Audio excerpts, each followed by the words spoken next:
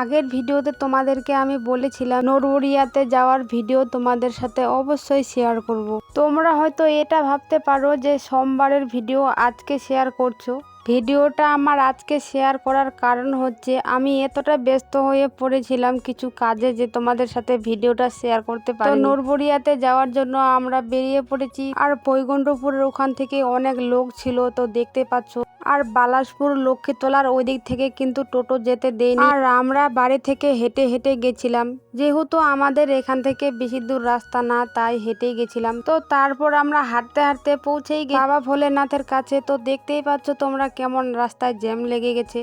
আর শ্রাবণ মাসের এই শেষ সোমবারের লোক দেখে যেন মনে হচ্ছিল সে ফাল্গুন মাসের মেলা লেগে গেছে। তো তারপর আমরা রাস্তা থেকে নিচে নামছি, আর আমার পিছনে কত লোক সেটা তো তোমরা দেখতেই পেলে। আর রাস্তায় এই প্যান্ডেলটা টাঙিয়ে খুব ভালো হয়েছে, এতে করে রোদ কিংবা বৃষ্টি পড়লে অতটা কিন্তু অসুবিধে হবে না। আর তাছাড়া কিন্তু প্যান্ডেলের মধ্যে জায়গায় জায়গায় আবার ফ্যান লাগানো ছিল, তো তোমরা দেখতেই পাচ্ছ। আর আগের সোমবারের দিনগুলোর থেকে কিন্তু এই সোমবারের দিনটা অনেক ভালো। তো তারপর আমরা এই যে মন্দিরের কাছে চলেই আসি। তো মন্দিরের এখানের লোকগুলো তো তোমরা দেখতেই পাচ্ছ কত লোক, আর এখানে সবাই লাইন দাঁড়িয়েছে। লাইন দেখে তো আমি অবাকই হয়ে গেছি, অনেক বড় বড় 4টা লাইন দাঁড়িয়ে কত লোক লাইনে দাঁড়ানোর জন্য জল নিয়ে যাচ্ছে। আবার তার মধ্যে তো আমরা আবার 4 জন আছি। তো প্রথমে আমরা আগে জল আনতে গেছিলাম, আর সেখানে তো তোমরা লোকগুলো দেখতেই পাচ্ছ। গঙ্গার ঘাটেও কত ভিড় লেগে গেছে, আর এই ভিড়ে কি আমি জল আনতে যেতে পারবো? তো ভাবছি যে বেশি ভাবলে চলবে না,